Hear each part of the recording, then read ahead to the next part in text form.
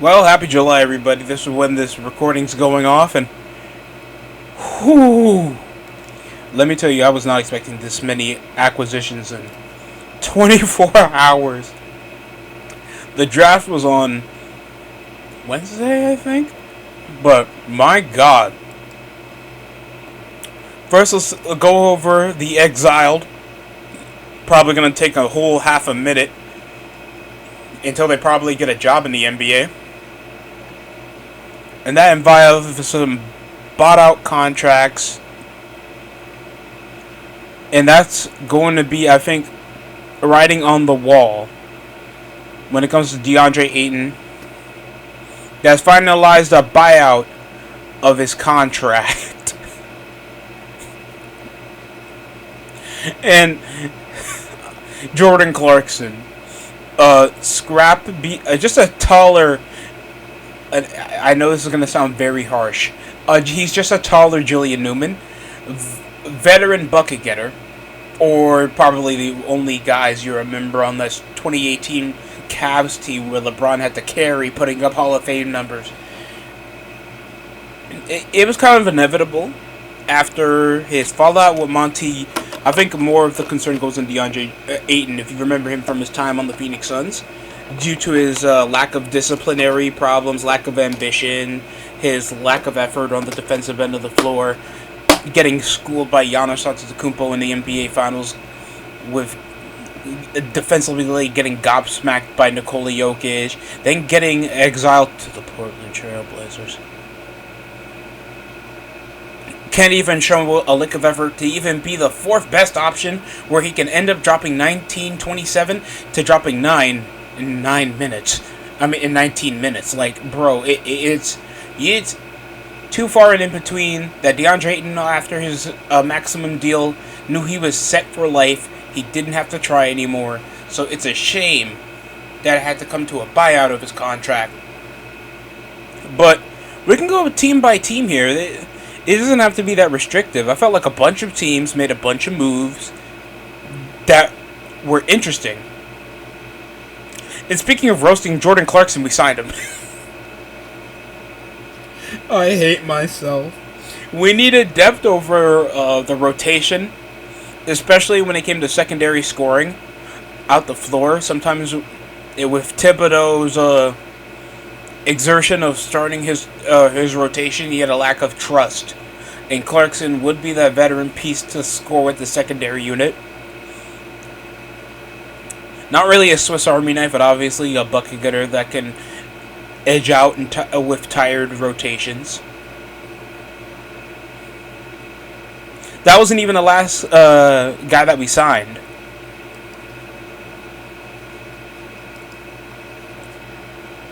We had Morajan Beauchamp.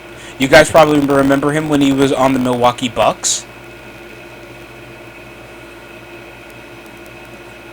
And we got him over for a decent price. He's 24 years old.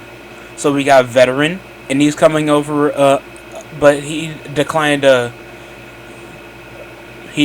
his team-friendly option, and now he got... he'll probably be an unrestricted free agent. We still don't know what's going to happen to David Roby, Trey Mann, or the guy who dresses up like it's the 2000s. We already know about the Mark Williams trade that happened around the NBA draft that involved getting a second center for the Phoenix Suns. Da'Aaron Smith signed... Da'Aaron Sharp signed a 2-year, $12 million deal. Nicholas Batum, 2 years, $11 million. Please forget about that contract he got with the Hornets. That kind of fallen off the entire decade for the Hornets.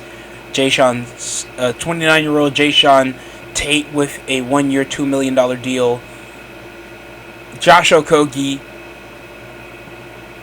mutually agreed on a contract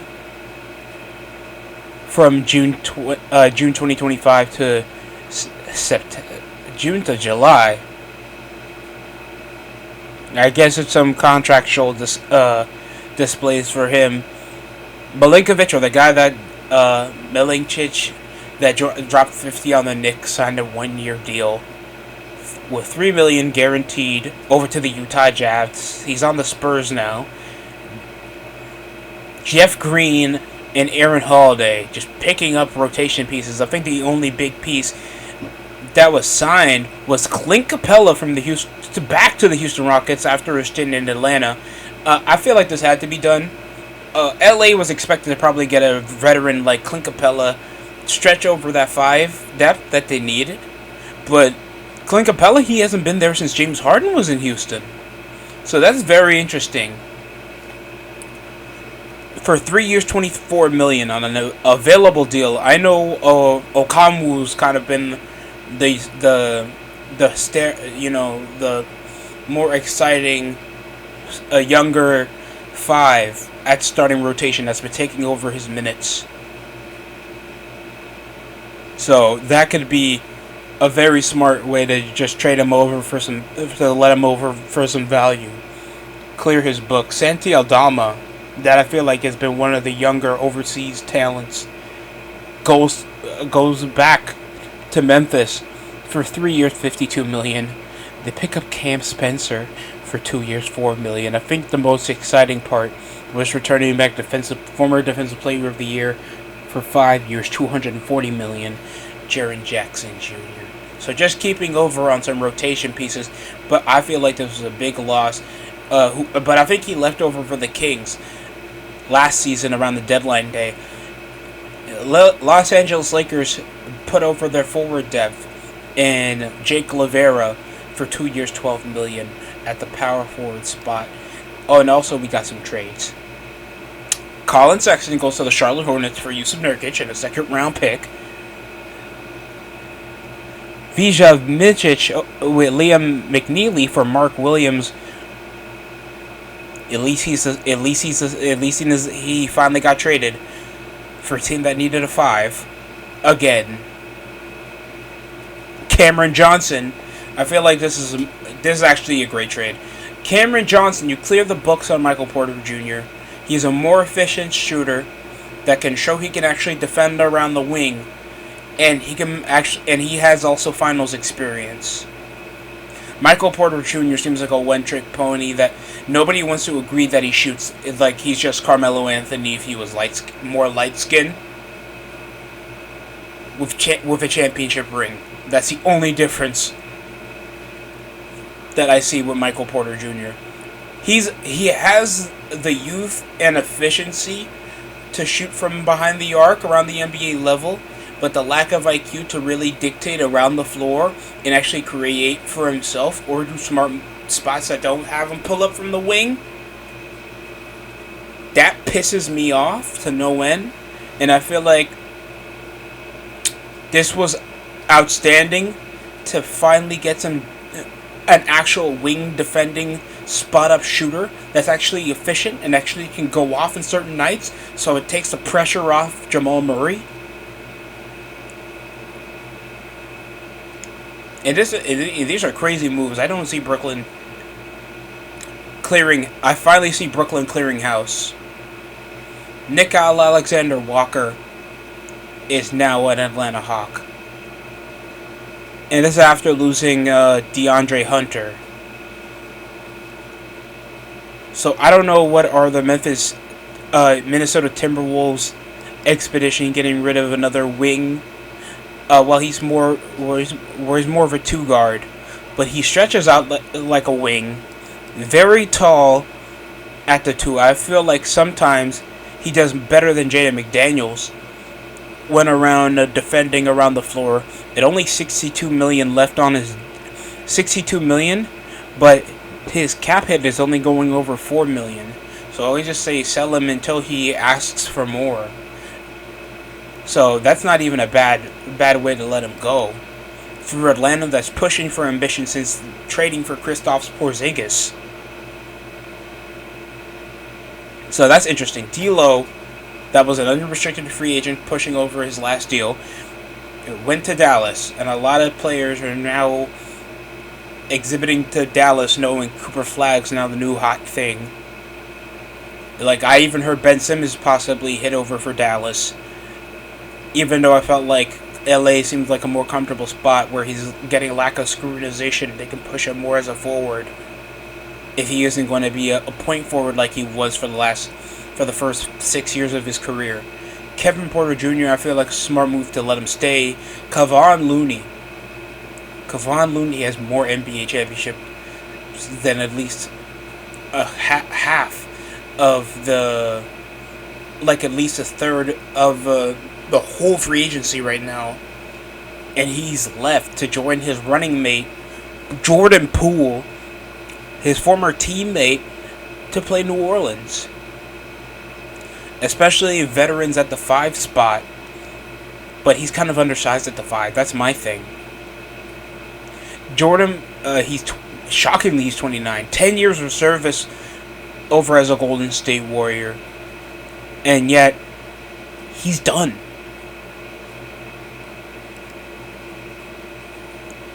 That's a shocker.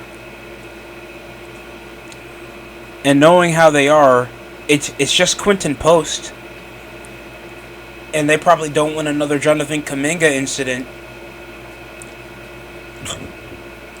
Knowing Kevon Looney has been comfortably a starting 5 or a backup 4.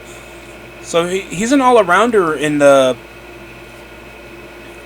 the Warriors rotation. But I don't know if they want to spring for more youth, because they still got Podziemski in a team-friendly rookie deal. They still have Buddy Hield that I feel like showed some stride around the latter half of the season after Sixers did him dirty. They still got Draymond that they can switch over to small ball anyway.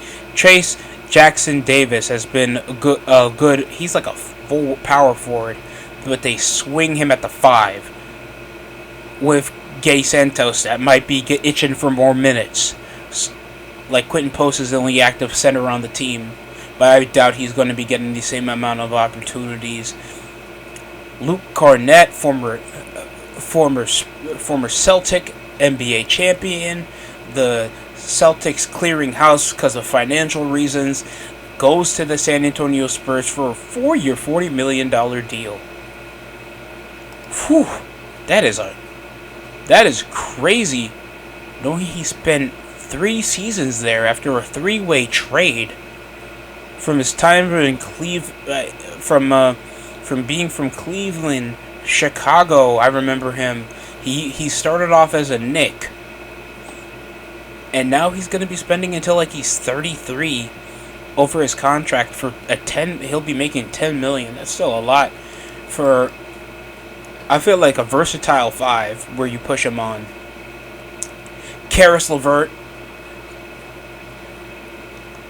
I'm shocked to say this, he is now a Detroit Piston, and you finally pick up another veteran at the 2 that can bring some depth over offensively.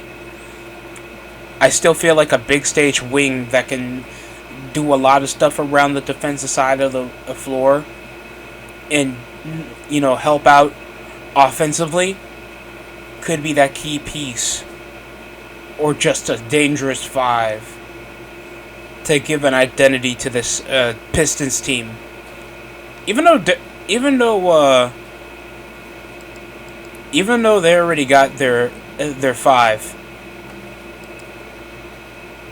out of Jalen Duran, so not really that much of a uncomfortable position for the Pistons right now.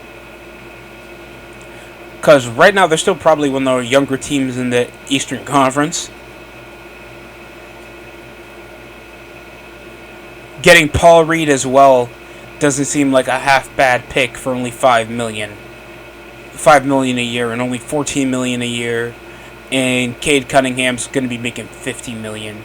Anything else is around team friendly, unless Jalen Duran, that's around his last year of his contract, around the 25 to 26 season, where he needs to perform. Marcus Sasser's probably going to be making double-digit millions soon.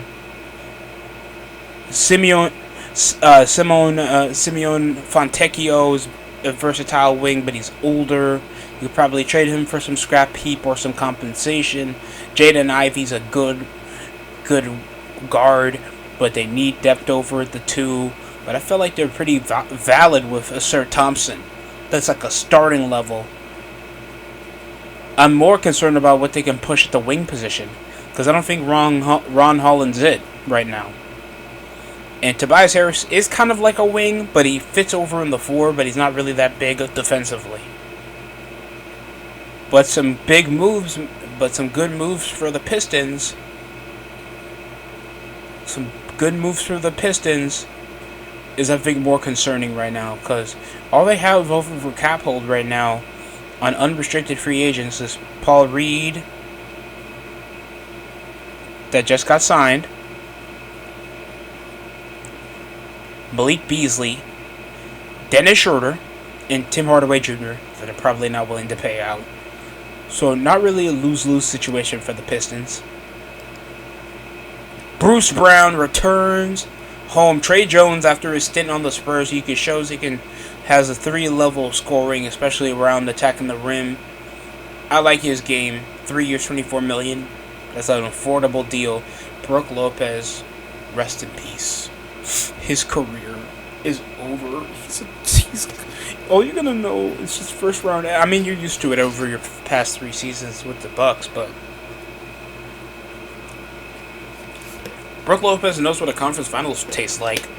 He knows what an NBA championship feels like. And then you put him on the Clippers? With James Harden? Kawhi Leonard hasn't known how that felt since 2019, bro. I was a freshman in college. Luke Garza for $5 million back to the Celtics. Tyrus Jones for 1 year, $7 million.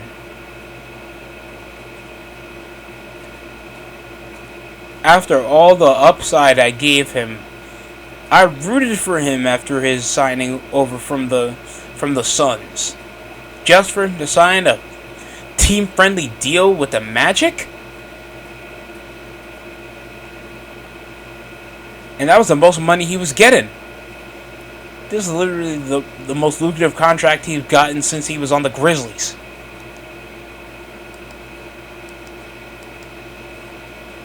Taurean Prince signs after some decent numbers, especially around the postseason, for 2 years, $7 million. They're probably going to still keep Doc Rivers. Mason Plumlee stays with the Hornets. Enough said. I don't know what the Hornets' ambition is. I don't think the Hornets know what their ambition is, if they're still willing to compete, or if they're still willing to fuel any type of upside after getting rid of their starting center. They're still getting Miles Bridges minutes, for God's sake. Someone, please tell me what are the Hornets' game plan. Because at least the Washington Wizards know they're going to tank. I don't even know if they're willing to tank, because at least they got reputable veterans that could compete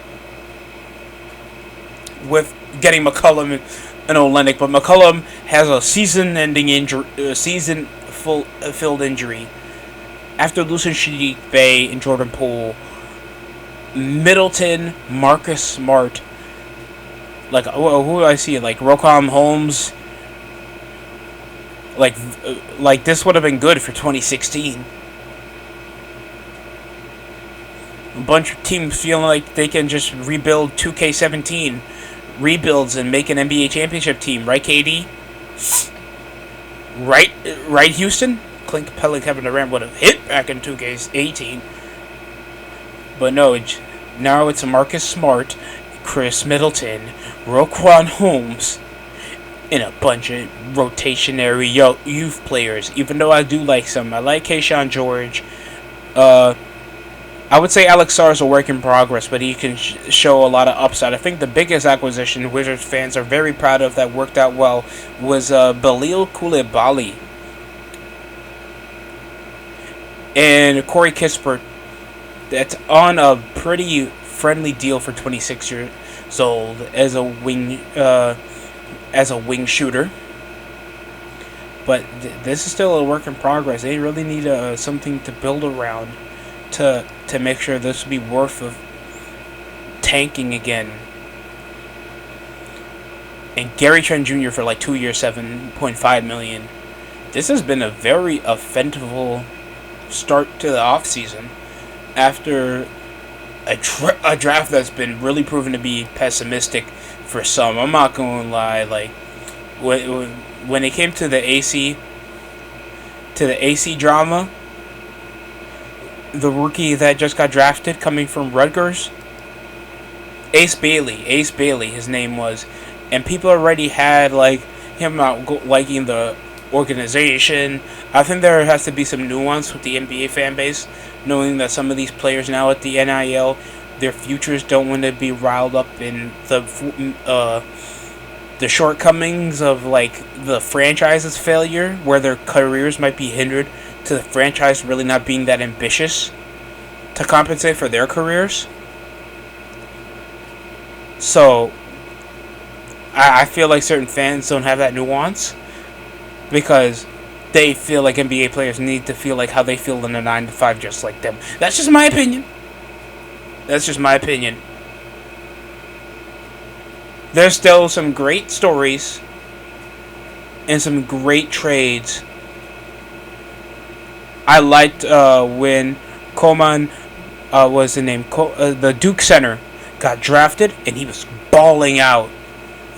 Dreams do come true.